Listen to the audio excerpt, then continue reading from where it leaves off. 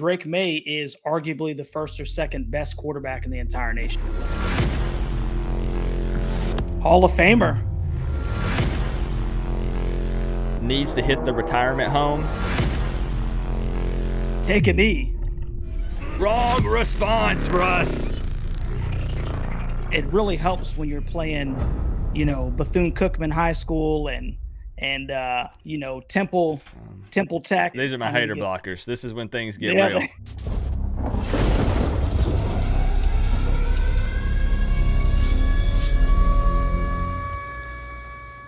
What's going on, Canes fans and my college football family? Welcome to the Inside Insight Show.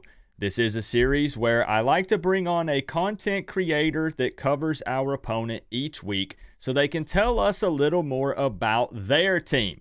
And I'm very happy today to be joined by every UNC fan's favorite North Carolinian, Russ the Tar Heel.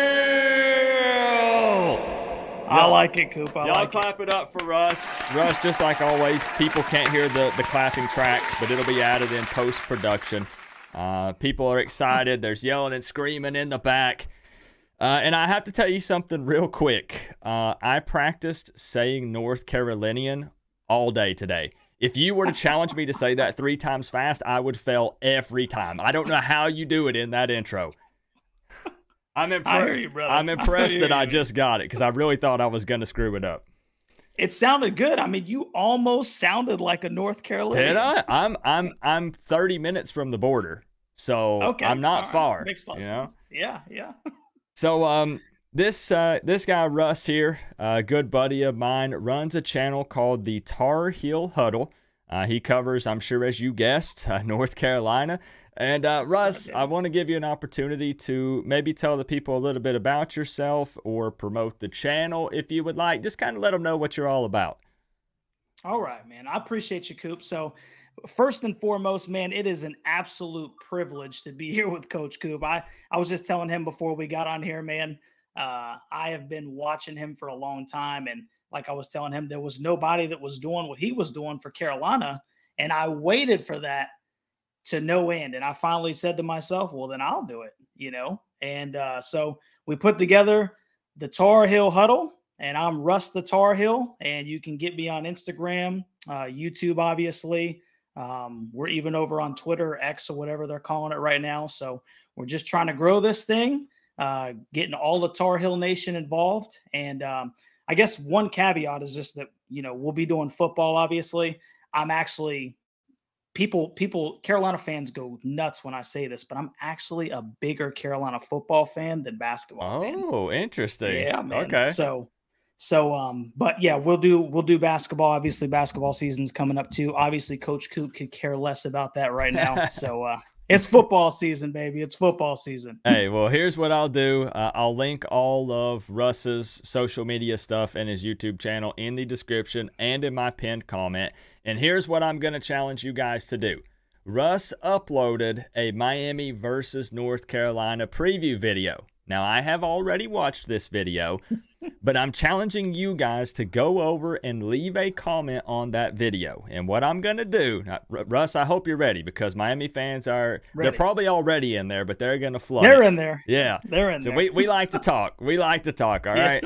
And what I'm going to do is I'm going to go over to Russ's channel and pick some random people that leave comments on that Miami versus North Carolina preview and give away some free Cane for Life wristbands. So I'm sure North Carolina fans won't be too enticed by that offer, but the Miami fans will. So you guys go show Russ some love, and I'll end this little promotion by saying this.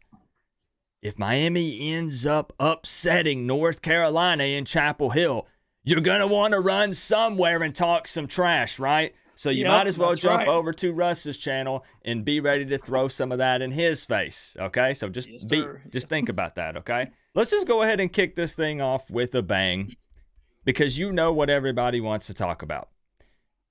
And no, it's not Georgia Tech. We don't want to talk about that? No, I do not. That was last week. We're talking about this week. And what the people want to talk about is Drake May versus Tyler Van Dyke. I'm going to be honest. I've been hyping Drake May up on my channel a little bit, and it's been upsetting some of the Canes fans, but I've been watching that dude, and he's only been getting better and better each week, it seems. How good is this guy?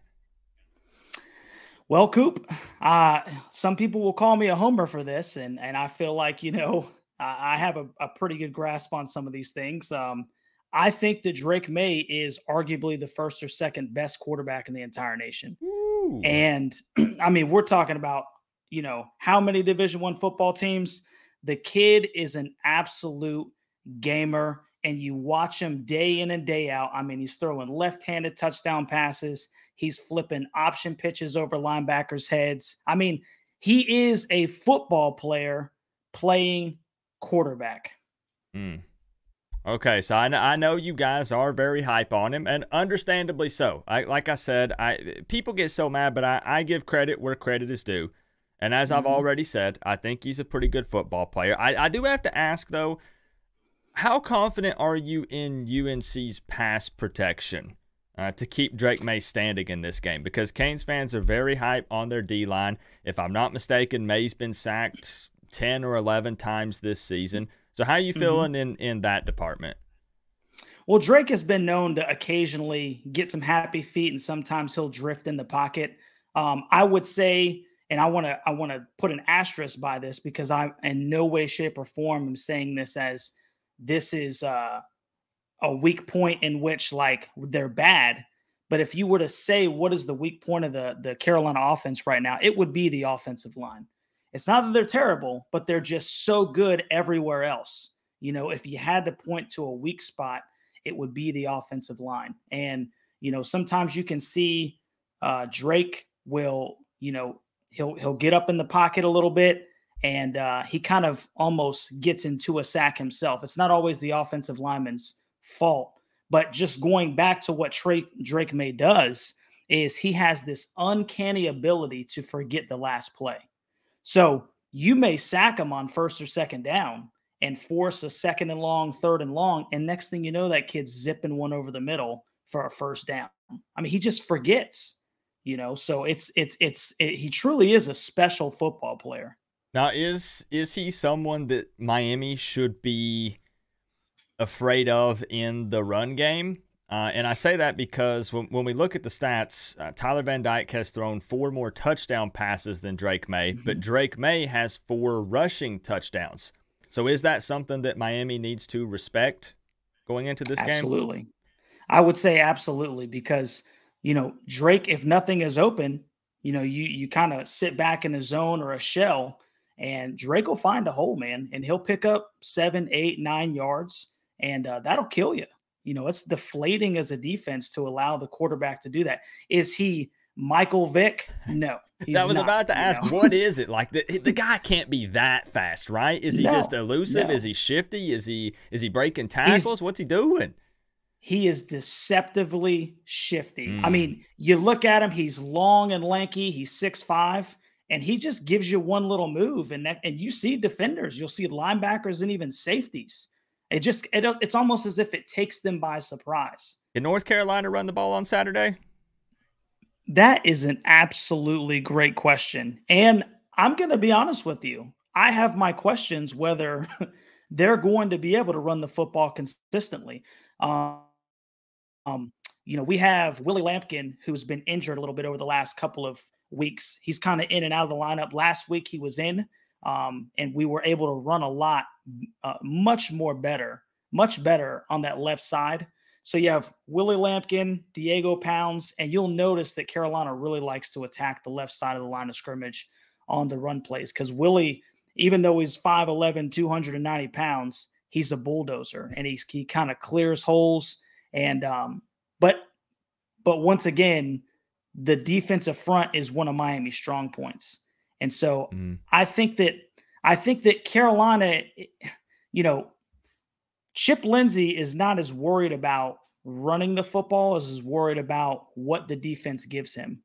And so if he can't run the football, and we've seen, this is one of the impressive things about the Carolina offense, they've won multiple ways. They've rushed for 300. They've thrown for 400. And then the next week it's the other way around, so they have become really good at taking what the defense gives them. So if they don't rush for 100 or $150, but they throw for 400 again, well, there that's we go. what the defense gave them. You just answered my next question, which was going to be, do you even need to win the game? Exactly. So there we go. What about this wide receiver I keep hearing about, Tez Walker? First game back last week, correct? Against Syracuse. Yes. How big of an impact is it to have him on the field now in this game? Right. So just a precursor to that, let's not forget that Carolina was 4-0 without Tez Walker. And their leading receiver was J.J. Jones, who at the time before Tez came back had over 300 yards receiving himself. Now, Carolina has, if I'm not mistaken, three different receivers without Tez Walker that have gone over 100 yards. So there's weapons everywhere. And that's not to include, I think you alluded to it in your show, Coach, is the tight end group, which I believe is one of the best in the country. Man. Freaking short yardage, red zone situations. Like Miami has to make sure those guys are covered. They gotta keep an eye on them, man. They gotta keep it. And that's a tough ask when you talk about what Carolina has on the outside as well. So what Tez does is Tez brings an actually true deep threat. And you saw it if you go back and look at what Syracuse tried to do against Carolina, even with Tez Walker lined up on the outside, they put a safety over his head. And you know what that did? It opened up the slants in the skinny post for Nate McCollum, and Nate McCollum had a field day. I think he had a $135. He went off, yeah. And that's the Georgia Tech transfer, right? I think that is the Georgia Tech transfer. Yep, that's correct. Yep, yeah. So just him occupying two defenders, and then you have this plethora of weapons elsewhere. I mean, he just takes up a lot of attention, and if you don't put that safety over his head, he's got the speed to beat you deep. So he truly does present a challenge to defenses, period. I'm going to throw a little pop quiz at you here. And Talk to me, Goose. What I want you to do, don't overthink it. I just want you to tell me the first thing that comes to your mind when I show you something here on the screen. And I'm going to show you two different things. You can tell me one word. You can tell me a phrase, a sentence, whatever it may be. The key here is just to not overthink it. All right. Okay. Here's the PG, right? Yes. That's whatever you want. Whatever you want. All right. Here's the first one, and I'm going to give you what my response would be if you were to put me through the same test. All right. Here we go. Okay. Hall of Famer. Incorrect. I was looking for an answer of something along the lines of needs to hit the retirement home. Oh, man. but okay. Well, you have a chance to redeem yourself here because there is another opportunity. Okay, let me grab it.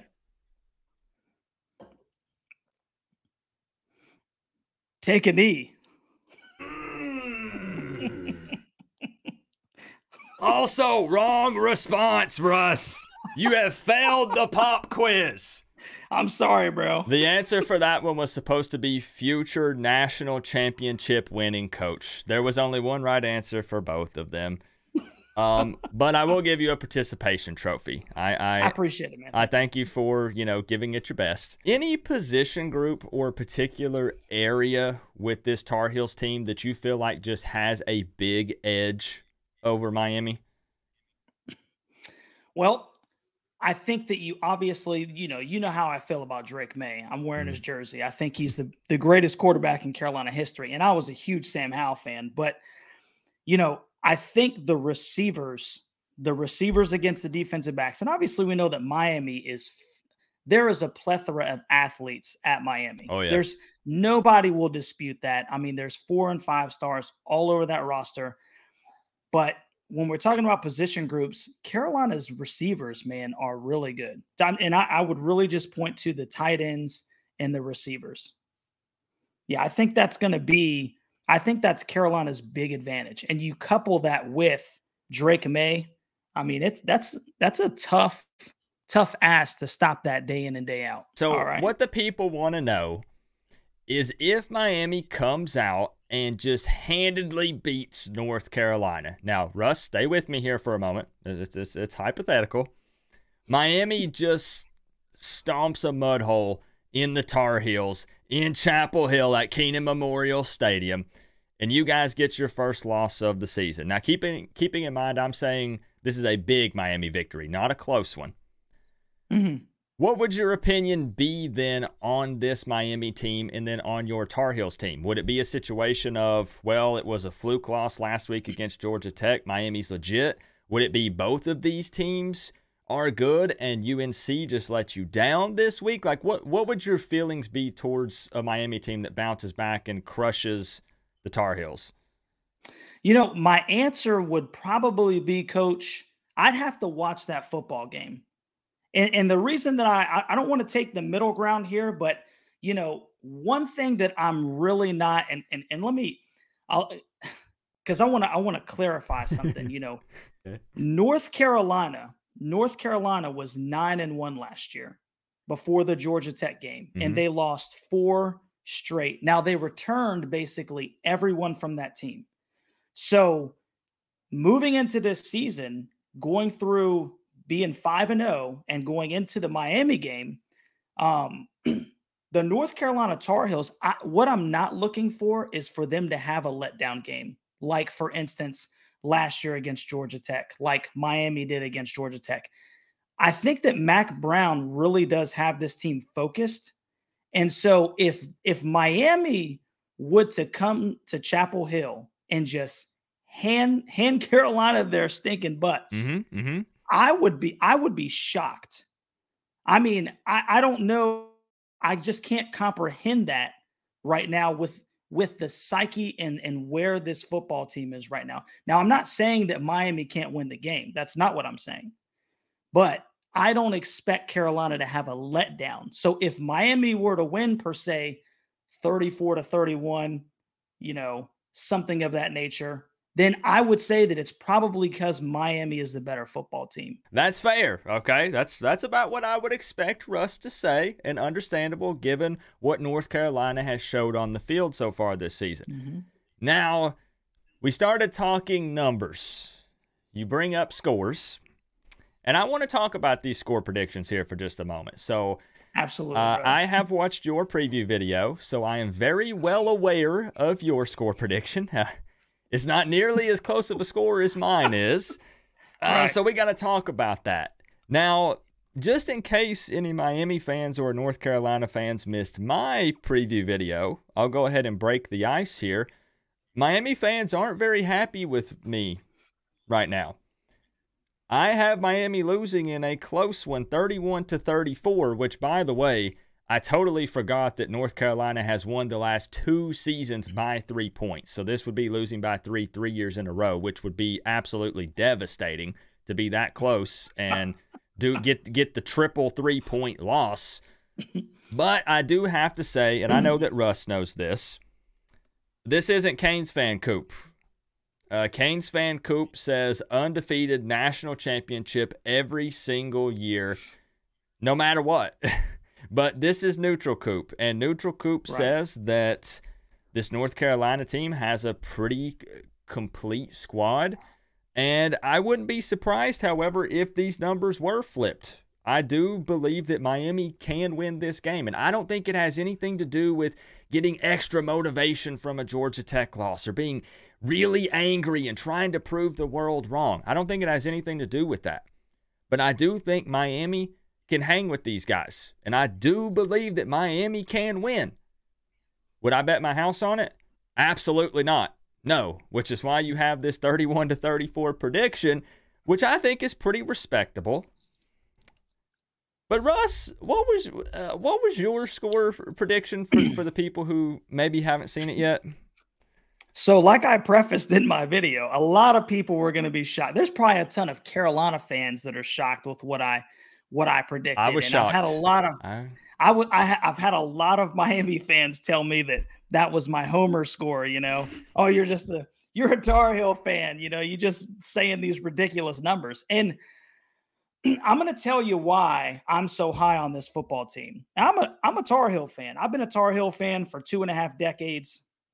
I have watched this team be terrible, and I've stuck by them, and they've had way more terrible years than 5 and 7. So, but I recognize when the team is turned a corner, and so I would not call them a homer score. I think that what you're seeing right now is you're seeing year 5 of the Mac Brown era. Now, I don't know how much longer this thing is going to last, and I don't even know if this season is just a flash in the pan. I don't. Okay, because if you were to ask me, hey, Russ, do you think that this is sustainable like the Miami Hurricanes of the 80s and 90s and the 2000s? No. I'm going to be real with you. No. Okay. College football is just so different now. It is. It absolutely is, But when I look at what this team has accomplished and what this team does and the pieces that are in this team and how this team is playing, and then, like I said, you have to look back at what Carolina came from last year, 9-1, going 9-5, almost beating Oregon in the bowl game, which is a top 10 team right now. This is a really good football team, and they have that to look back on, and they don't want to duplicate the end of that season. So just like the Miami fans are saying, well, now, because I've heard Miami fans say, well, look at the Georgia Tech game. Now we're going to look at that as motivation. Carolina's been using last year as motivation every game, and you've seen them handle business every single week rather handily. And so, I really think that this is a really good football team, and it's not that Miami is not good, but when I look at Drake May versus Tyler Van Dyke, and I really think that these are very equal teams, but the real X factor here is who's under center or who's in the shotgun. And I really do think that Drake May is a really, really good quarterback. And I don't know personally if I can say the same thing about TVD. Now, they may hurt some feelings, and that's not what I'm trying to do. That's not what I'm trying to do. I'm just trying to be truthful, man. And I put it this way. I put it this way in my prediction video. I don't think that TVD is the type of guy that you can put the team on his shoulders and he can carry them to victory. I don't think he's built that way. Drake May is. And I think that's the X factor, man. And so you come into Chapel Hill, it's sold out. They're number 12 in the country. They know what happened last year, and they don't want to duplicate the failures of the end of last season. And I just really wonder how good Miami's psyche is after what happened last week. I think that they may rally together, but at the first sign of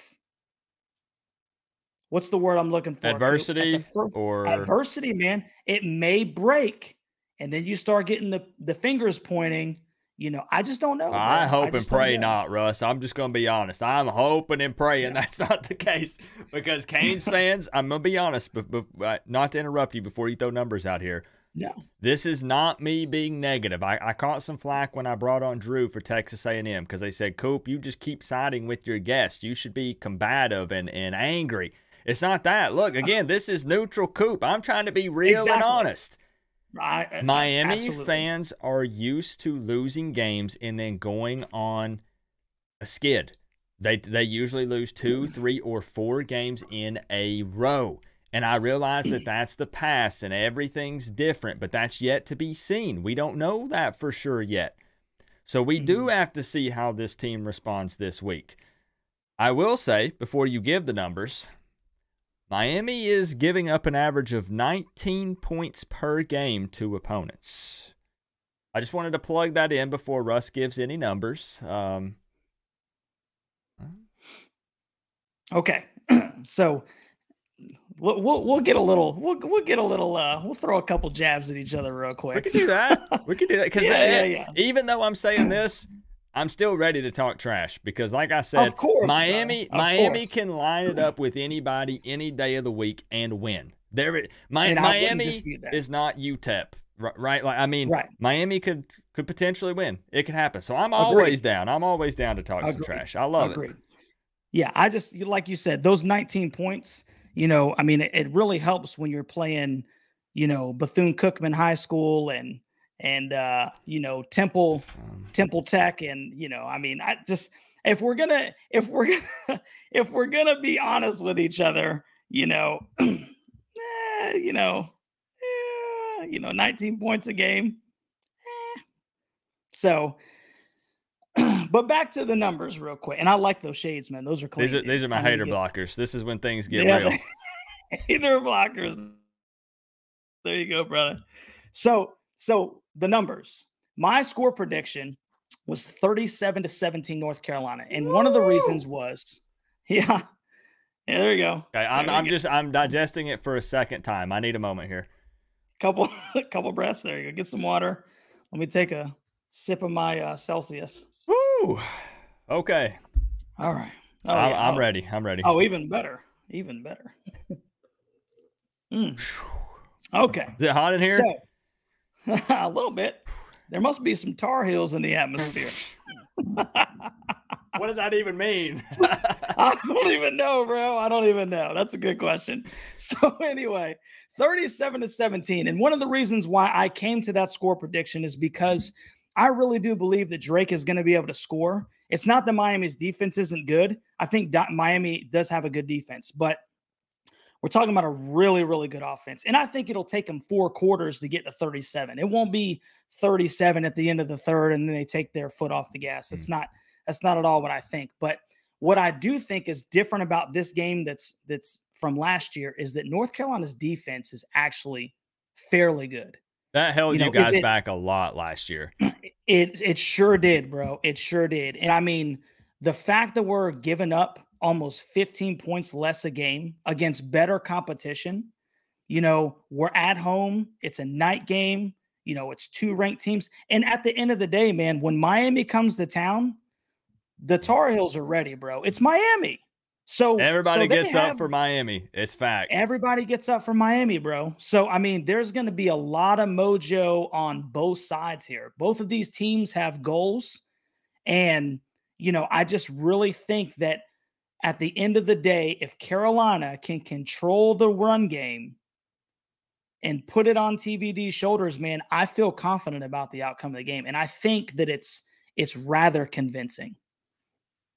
Okay. Hey, Canes fans, look, I think Russ can take it. Let me know how you feel. Let Russ know how you feel down in the comment section. 37-17. Convincing big victory for North Carolina in Chapel Hill. You guys know what to do. I know I mentioned this at the beginning, but go show my guy Russ some love. And even if you say, Coop, he's a Tar Heel fan, I ain't subscribing to that man's channel. Remember what I told you. When Miami gets the dub on Saturday, which is possible, go over to Russ's channel and you can throw it all in his face. All right? And don't forget to comment on his preview video because, again, I'll give away some free wristbands. I'll reply to some comments and stuff over there. But you got to be subbed to his channel. Don't think I won't know. I'll ask Russ and I'll say, are you subbed? And if he says no, I'll say no wristbands for you. All right?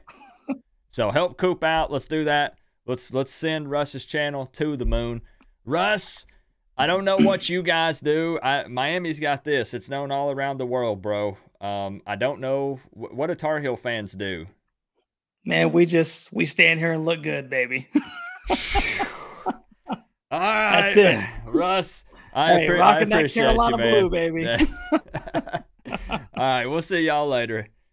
All right, brother. Appreciate you, Coop. Thanks, Russ.